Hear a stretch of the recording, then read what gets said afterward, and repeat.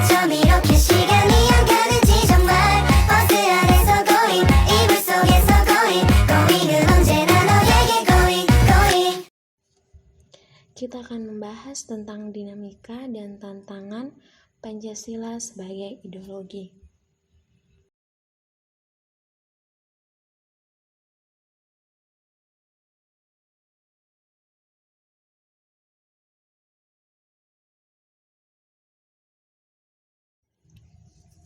Dinamika dan tantangan Pancasila sebagai ideologi negara.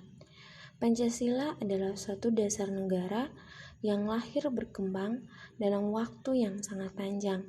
Pancasila bersumber dari adat istiadat, agama, dan cara pandang manusia, sehingga nilai-nilai dari Pancasila sudah diakui oleh kebenarannya dan diangkat menjadi dasar negara Indonesia.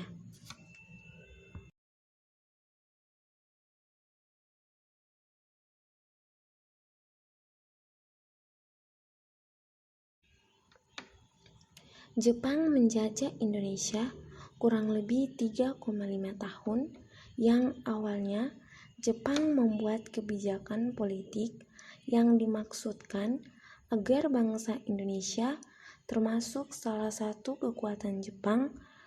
Jepang membuat BPUPKI pada tanggal 1 Maret 1945. Melalui badan pembentukan Jepang inilah para pemimpin Indonesia merancangkan sebuah dasar negara. Sebagai dasar negara Indonesia muncul, dan dalam periode ini pemikiran mengenai Pancasila sebagian besar bersifat ideologis. Pada masa pemerintahan Presiden Soekarno, Pancasila sebagai ideologi. Dalam masa pemerintahan Presiden Soekarno, sebagaimana diketahui, Soekarno termasuk salah seorang perumus Pancasila dan memberi nama-nama Undang-Undang Dasar Negara.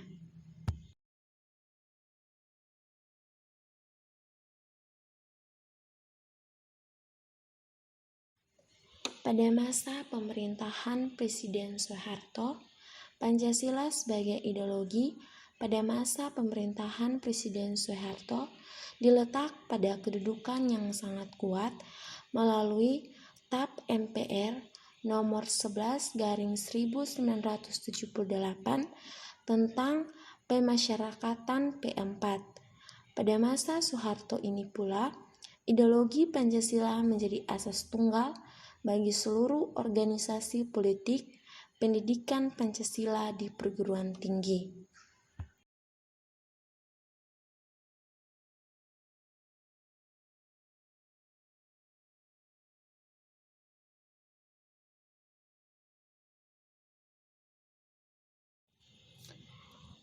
Pada masa reformasi. Pada masa reformasi masih mengalami pasang surut, yakni enggannya para penyelenggara negara mewacanakan tentang Pancasila, bahkan berakhir pada hilangnya di kurikulum nasional.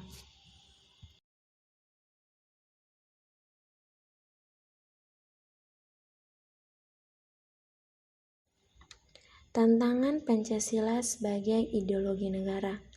Sejalan dengan berjalannya sebuah negara Indonesia, ideologi Pancasila yang terbentuk mengalami ujian dan dinamika dari sebuah sistem politik. Dimulai dengan sistem demokrasi liberal yang dianut pada masa setelah Indonesia merdeka. Pembentukan negara serikat sistem liberal pada Undang-Undang Dasar 1945 dan peristiwa G30 SPKI.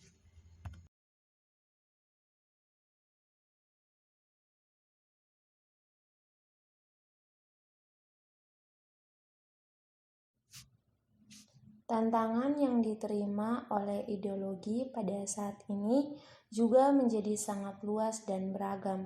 Contohnya, beragam banyak agama Indonesia yang terkadang menjadi alasan memicu konflik horizontal antar umat agama. Ekonomi yang mulai berpindah dari sistem kekeluargaan, contoh pasar tradisional, menjadi sistem kapitalisme di mana keuntungan merupakan tujuan utama.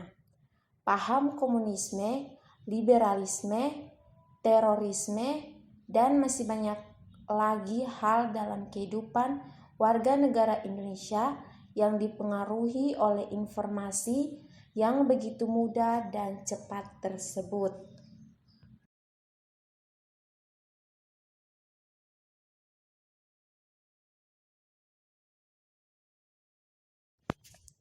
Tantangan terhadap Pancasila sebagai ideologi negara. Unsur-unsur yang mempengaruhi perlawanan terhadap Pancasila sebagai ideologi negara meliputi faktor eksternal dan internal. Adapun faktor eksternal meliputi hal-hal berikut. 1. Pertarungan ideologi antara negara-negara adidaya antara Amerika Serikat dan Uni Soviet antara tahun 1945 sampai 1990 yang berakhir bubarnya negara Soviet sehingga Amerika menjadi satu-satunya negara adidaya. Yang kedua, menguasai isu-isu kebudayaan global yang ditandai dengan masuknya berbagai ideologi. Yang ketiga, asing dalam kehidupan berbangsa dan bernegara karena keterbukaan informasi. Yang keempat, meningkatkan keburukan dunia sebagai akibat dari pertambahan penduduk dan kemajuan. Yang kelima, ideologi sehingga menjadi eksploitasi terhadap sumber daya alam secara motif. Dampak konkretnya adalah kerusakan lingkungan seperti banjir dan kebakaran hutan. Faktor internal meliputi pergantian rezim yang berkuasa melahirkan kebajikan politik yang berorientasi pada kepentingan kelompok atau partai sehingga ideologi Pancasila sering terabaikan. Penyalahgunaan kekuasaan atau korupsi mengakibatkan rendahnya kepercayaan masyarakat terhadap rezim yang berkuasa sehingga kepercayaan terhadap ideologi menurun drastis.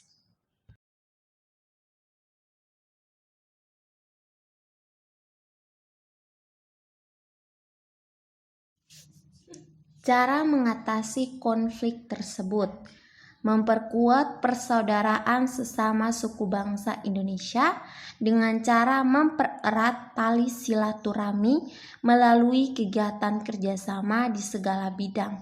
Yang kedua, mengikat rasa saling menghargai di kalangan masyarakat Indonesia, khususnya dalam menjalankan ibadah sesuai dengan agama masing-masing.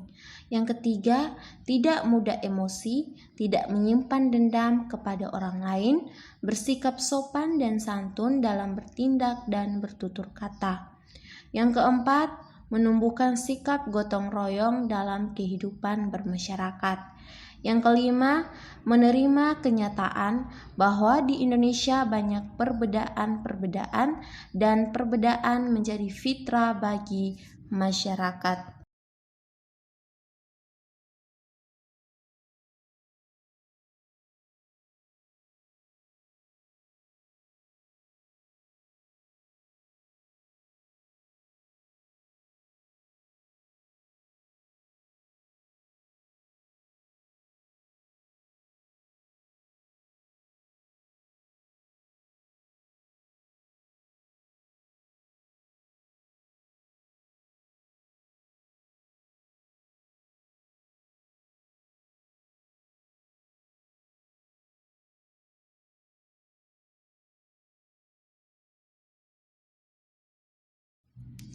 Tiga dimensi hakikat Pancasila. Yang pertama, dimensi realitas mengandung makna bahwa nilai-nilai dasar yang terkandung dalam dirinya bersumber nilai-nilai real yang hidup dalam masyarakat. Yang kedua, dimensi identitas mengandung cita-cita yang ingin dicapai dalam bidang kehidupan masyarakat, berbangsa, dan bernegara.